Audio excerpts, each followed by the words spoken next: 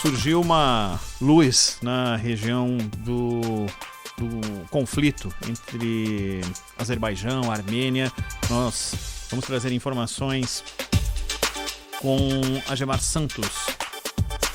Entre 1919 e 1920, os países do sul do Cáucaso, Geórgia, Armênia e Azerbaijão, se tornaram independentes. E aí eles já tiveram diferenças, já tiveram trocas de tiros na fronteira antes de serem absorvidos pela União Soviética. Com a queda da União Soviética, a partir de 1988, recomeçou o conflito. O embaixador do Brasil na Armênia, Agemar Santos, falando sobre as tensões na região e as perspectivas. Será que surge perspectiva de que o conflito tenha um cessar-fogo de verdade aí, Zaidan? Bom, a solução está na Rússia. O Ilham Aliyev, que é o presidente do Azerbaijão, ele ligou para o Putin, porque hoje é aniversário do Putin, Ronald. E aí ele ligou para o Putin... Para dar os parabéns. Digamos, a motivação oficial foi essa, né? Ligou para dar os parabéns. Mas aproveitou para dizer o seguinte, que admite que pode negociar o fim do conflito com a Armênia.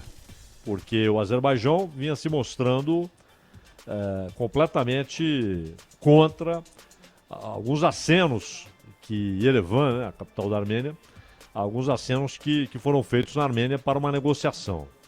E há uma preocupação também porque o fato é que a Turquia, ela não apenas incentivou a ação azeri, mas ela colocou armas à disposição do Azerbaijão e deslocou alguns guerrilheiros que atuam na Síria para atuarem nesse conflito a favor do Azerbaijão.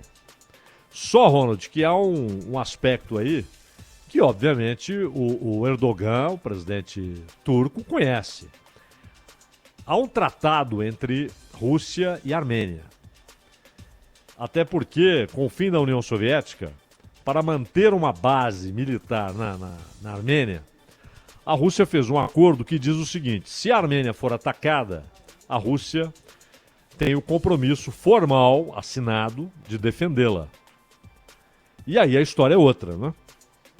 Ou seja, se a Rússia entra no conflito, porque se for apenas o que hoje tem o Azerbaijão em termos de poderio militar e o que tem a Armênia, hoje o Azerbaijão tem vantagem militar. Principalmente pelo fato de que lá atrás, há cerca de 20 anos, 19 anos, o governo azeri comprou armas israelenses modernas. E agora tem esse apoio logístico, militar, além daquele apoio que não é assumido, um apoio paramilitar de mandar guerrilheiros que estão na Síria, da Turquia. Ou seja, a Turquia apoia o Azerbaijão por motivos estratégicos e também religiosos, né?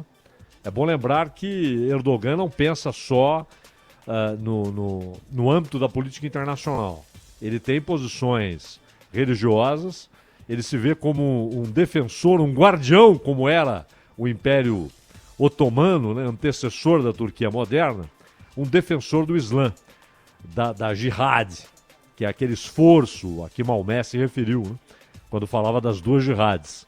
A pequena, na visão de Maomé, que era a defesa da sociedade islâmica. E a grande jihad, que era o esforço contra si mesmo, né, o embate pessoal que cada um enfrenta no seu interior. E alguns ideólogos no século XX mudaram isso. Mudaram e estabeleceram que a jihad é a propagação. Não é a defesa onde já há uma maioria muçulmana, mas a propagação mundial do Islã. E o Qutb, inclusive, o principal ideólogo, influenciou gente como Bin Laden, etc. Sunita, todos eles sunitas. E o Erdogan é sunita. O Irã apoia a Armênia. Primeiro, por causa da sua aliança com a Rússia.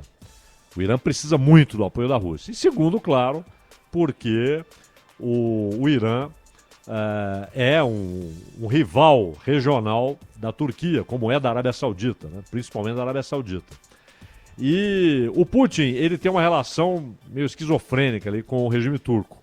Ora, eles se aproximam, inclusive no campo de apoio militar, apoio científico. Ora, eles se distanciam. Inclusive, no caso da Síria, quem impediu uma ação militar pesada da Turquia na Síria foi a Rússia. Então, de novo, a Armênia e Azerbaijão parecem peças num tabuleiro e o enxadrista é o Putin. Ele pode conter o conflito, terminar com o conflito e pode desequilibrá-lo militarmente se fizer valer o compromisso russo de assumir a defesa da Armênia se esta for atacada. Esse é um compromisso oficial, está no papel.